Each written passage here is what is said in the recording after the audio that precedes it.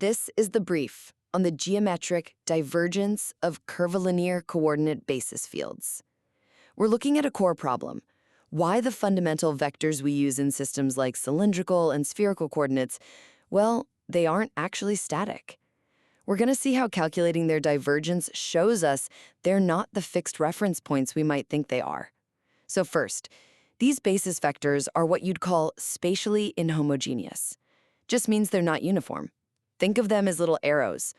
In a curve system, those arrows literally change their spacing and properties depending on their position.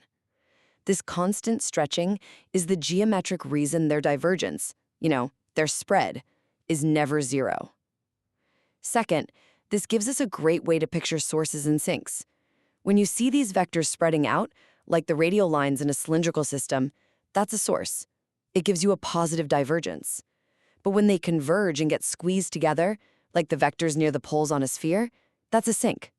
The math even quantifies that squeeze with terms like the cotangent of theta.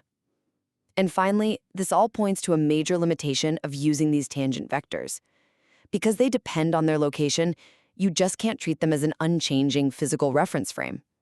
The non-zero divergence isn't just a number, it's a direct measurement of how much the coordinate system's own grid lines are expanding or contracting.